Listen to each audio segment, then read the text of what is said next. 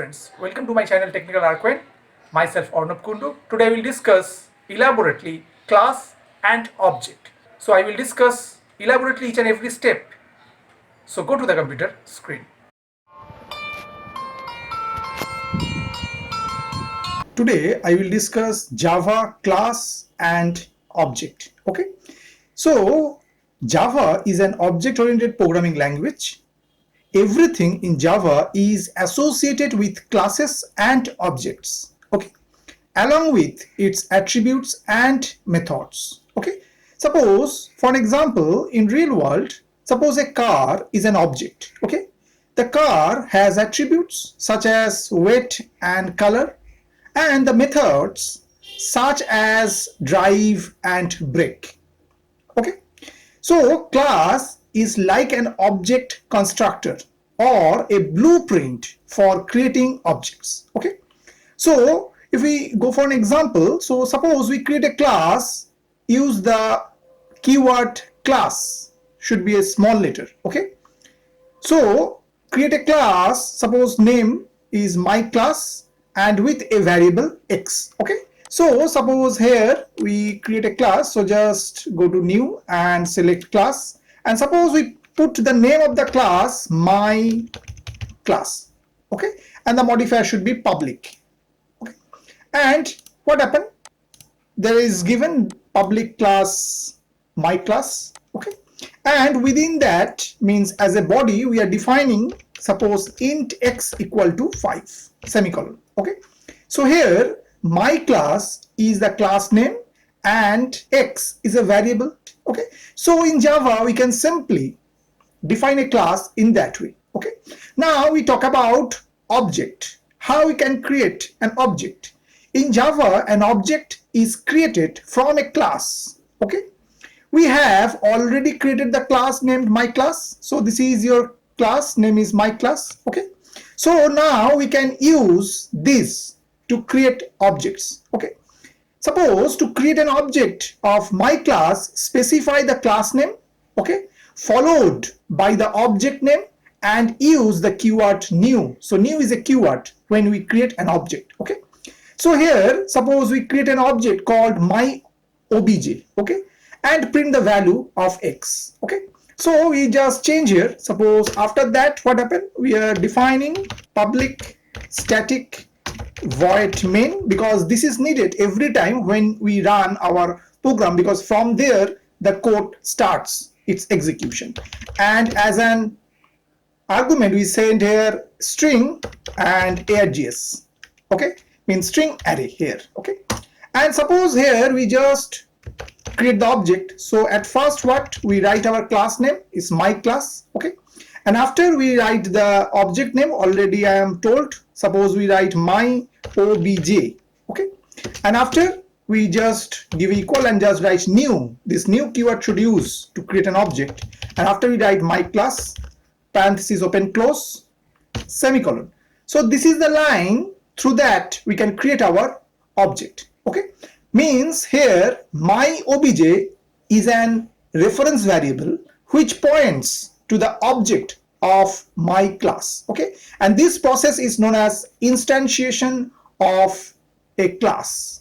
Okay, means this my obj is now pointing to the object of my class. Okay, now after that, suppose we want to access the variable x, means we want to print the variable value. So then we are write system.out.println. Okay, and within parentheses we are defining the reference variable my obj.x. After we just put semicolon. Okay, now if we want to run this code, so what happened, we get 5 as output. Why? Because my obj.x, so x value is 5, so that's why it's print 5. Okay, and should remember this main is a built-in method in Java from where the execution will start. Okay, and this my obj is your reference variable which points to the object of my class. Okay, so this is a simple way we can create our object. Okay, now suppose we want to add some method here. Okay, within a class we can define the two parts. One is your state and other is your behavior. State is actually your attribute. So here X is your attribute. Okay. Now you want to define the behavior, means we want to define the method.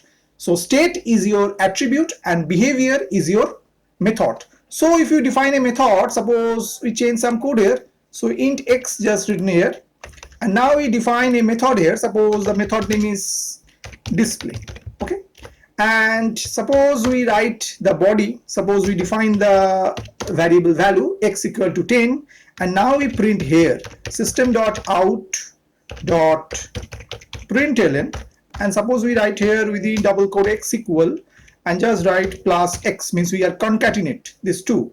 So here we define the display method here, and here we call the method using this my obj reference variable. So what happened? My obj.display. Okay. Before, when we call this X, so we call my obj.x. Now if we want to access this method, so we want to access it using the, means we need the reference variable name dot the method name. So my obj.display. Now if we execute that, so we get X equal to 10. Okay. That means X is your attribute and display is your behavior of that class, my class. Okay. So this is the simple way we can define a attribute, define the method within the class, and if we want to access this attribute and the method, we need to instantiate of that class, means we need to create the object, and then using this reference variable we can access the attribute and the method. Okay. Now should remember some points. The dot is used to access objects, attributes and methods, means this dot operator. Okay. To call a method in Java, write method name followed by set of parentheses followed by the semicolon. Okay. So in that way we can define. And should remember, you can define only one class as public in your source file. Means this file is concerned, the myclass.java is named. Why? Because a single class is defined and which is a public. Okay. Means you can define only one class as public in your source file, but other non-public classes may exist. Then public class must have the matching file name. So here the my class is a public, so that's why the source file name is myclass.java. But within that source file we can define plenty of other classes, but they don't provide the public keyword. Within a source file, a single class only have this option to provide public, and the source file name should be the same as the public class name. Okay. I hope that you have understood today's topic. For more videos, keep watching my channel Technical Architect. Thank you and bye bye.